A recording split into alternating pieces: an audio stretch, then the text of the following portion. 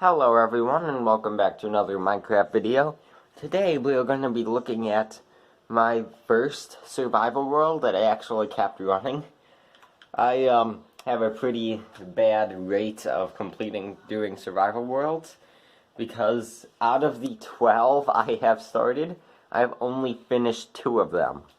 Anyways, let's head into my very first survival world that I did the entirety of. It is Sandy Stone Hills, and you'll see why I say that in a minute because of how the world looks. Oh, I'm in the end right now. That's nice. How do I get back up? Let me just head up to the top here. So, one thing you might want to know about me when I do survival worlds is there is one setting I change that changes the game a lot. I am not a really great player at the game, but I do actually change the But I do actually change the one setting of keep inventory to be on, just so I don't lose all my stuff over and over again. Could call it cheating, but I feel like it's needed. Oh, I didn't know the pillars continued under.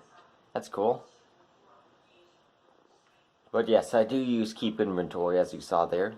So this is the main room here. This is the furnace room. I just have 2 super smelters here. Very simple design. If I pop out here, we'll see the outside of this base, which isn't the most exciting base in the world. This was my first one, so I'm pretty proud of it. Looks like I use bread for food, and I still do. So you can see I have a wheat farm going along the outside, a little storage chest here.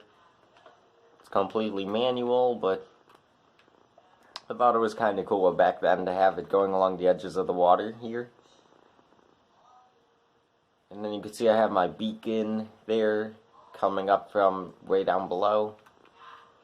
And then over here, my leech, oh shoot, my leech was broken. But going down here, we'll see that this is where my actual mine shaft is. Or, not mine shaft, but where I go mining. This is where I use my efficiency 5, haste 2, in order to use Instamine. It is so satisfying, and it's pretty easy to find ores. Look at this, we're just breaking through coal like it's butter. Just find so many ores here. It's ridiculous. And then, also notice I have this little gateway here. It turns out there is actually a stronghold right below my base, which I was really lucky to find. So we have a dragon head here. It's pretty cool. And then if we head down here, we have a lovely hallway here decorated with purple blocks and endstone. And I even decorated this room a bit, blocked off that way. So I even took some of the banners from the end city, which is pretty cool. So that is this hallway. So now let's take a closer look at the outside of the base. It's actually way bigger on top. So here we just have a small garden, a couple flowers. I put everything in glass. I do not know why I didn't make it stained glass. But this is my main room with everything. This is my storage room, and I'll go back inside in a minute to show you. But then I have my cow farm over here. They need a lot of leather. My anvil. And then I have a tiny cactus farm. It is super tiny. These farms, I do not know why they're so small, some of them. And then I have my nether portal room. I really like the way I decorated this. And over here I have a sugarcane farm. And then I have a melon farm. So for some reason I didn't make a pumpkin farm at all. I don't know if it's because I didn't find pumpkin seeds. Or I just didn't make a pumpkin farm. And then here's my enchantment room. And then nether wart room. So I didn't make any automatic farms at all. Oh, and I also have a cobblestone generator over here. What happens is that cobblestone is generated here. This piston pushes it over. It's pushed up using some pistons from below. And then these pistons on the back push it across to get this huge, massive block of cobblestone. I don't even know why I needed a cobblestone generator, since all that mining underground gave me a ton. But let me actually head to sleep. So I used a little bit of redstone here to get. It's a bit tricky to get in. I don't know why I couldn't just move the button to someplace else. But I'm really proud of this world. So let's check out some of the farms now. This is the storage system. I just put the blocks next to them. I used item frames for some of them. So yeah, this is a really inefficient way of using storage because there's not too many chests in here at all. If you look, we could have placed another double chest here of trapped chests. Then we could have placed here and then here. Just all these blocks could have been used for more chests, so. But I did get a lot of diamonds. But I didn't have too many resources that I would need extra chests. So that kind of makes sense. Going around the back here leads us to the cactus farm, which is very lovely. And then back here is a tunnel. There's a pipe up there you could head down to get in from there. And then let's check out a couple of the other farms. Alright, so I'm gonna have to re-record this clip. I already recorded this once. I was running out of space on my phone to record anymore, so I'm gonna have to re-record this part since it was deleted somehow. So this is the cactus farm over here. It's really tiny. Barely any cacti over here. Back here is the nether room. You actually can't get out of this room, which is a really bad design by me. A beautiful nether landscape below with a mini nether fortress. You could check out my tutorial for how to make this design. And I made a separate video on that. Alright, at least here I use stained glass. I use black stained glass here, which works really well in this setting for the nether. I use magma blocks, lava, soul sand. The only thing I forgot is nether quartz ore, I believe.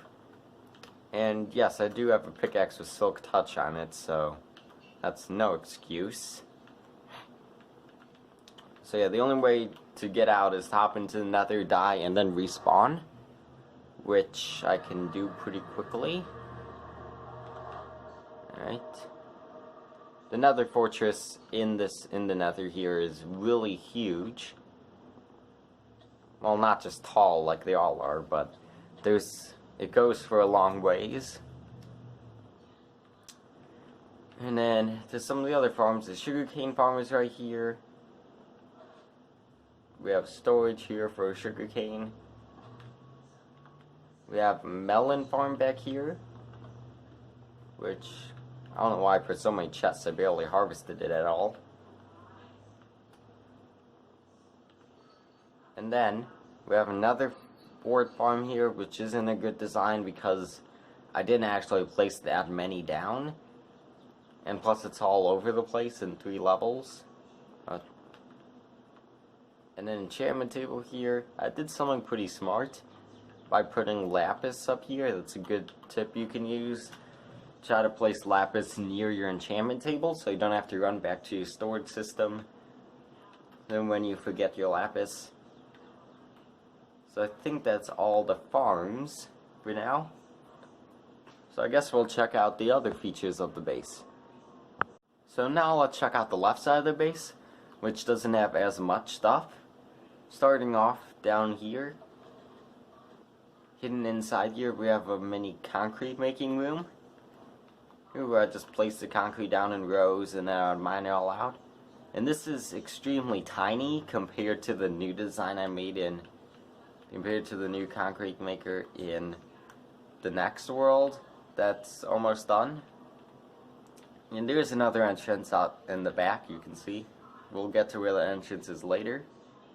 I did do a little bit of redstone in this world.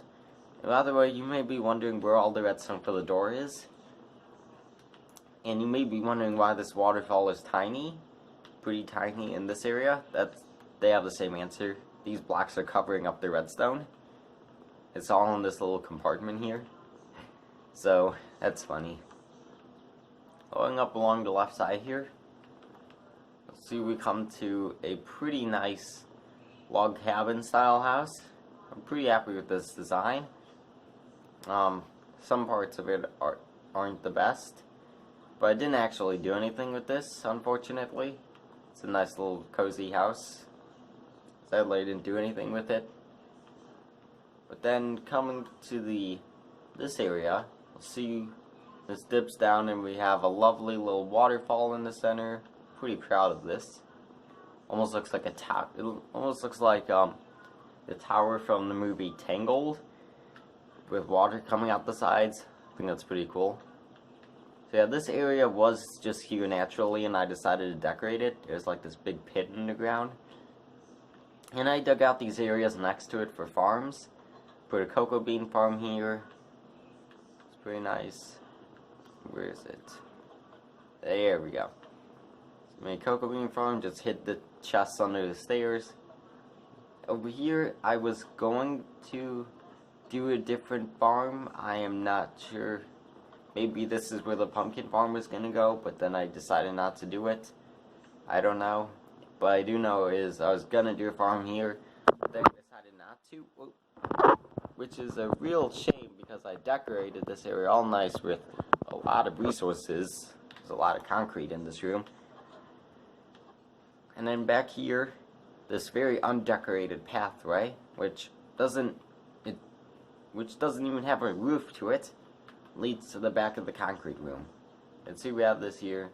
You can't actually go through here unless you hit the button on the other side. It's closed up with pistons, which is a real shame.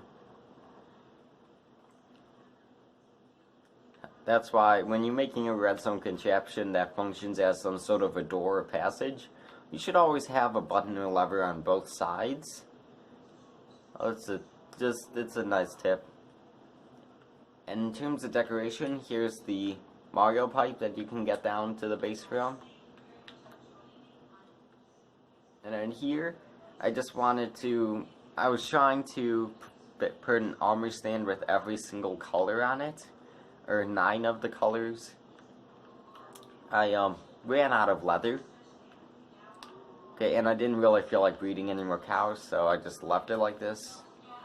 It's unfinished, but it almost looks kind of cool. And you can see I was a big fan of Mario at the time with the pipe, and also I made a giant pixel art castle. I found this off the internet, the pixel art, and then just used wool colors, or concrete colors to the best of my ability for this. There's a lot of concrete in this world, concrete's one of my favorite blocks, no matter what color it is, because it's so smooth looking, and some colors are so bright, like the green. And then around the base, I'm proud of this area. We have stone slabs going on the area, and then we have leaves going around. And I actually took the time to place logs underneath the leaves. In the next world I didn't do that, but you don't even need logs here since the leaves are placed in manually. If you place leaves in by hand, they won't despawn, but if you like chop the logs down from here, then these leaves will despawn. So it wasn't needed, but I just felt like putting the logs under them. And then, at least in the next world, what I did for underground sections was I used stained glass instead of just regular glass. I mean, you can barely see under there. This is almost like those glass blocks that you'll find as windows for some bathrooms. Those like blocks that are like almost translucent. So that wasn't too smart. I also used pumpkins everywhere. I just did it for Halloween at the time, and then I just left them. I don't know. But I feel like this is a pretty good first survival base. There are definitely some big flaws with it, but I am really proud of this survival base. So I guess we'll head to the outro. So I gotta say, guys, just thanks for watching this video. This is my first survival base. I'm pretty proud of it. It took a while to make everything in it, and I'm really excited to show you the next one, which will be coming out tomorrow. Yes, I'm sorry I couldn't release a video yesterday. I was pretty busy. I had a lot of online homework to do. But I will be releasing another video tomorrow showcasing my current survival base, which is nearly complete. I just gotta finish the last couple details, and then it'll be all done. And without further ado, I think that is all for this video. So thanks for watching, and bye!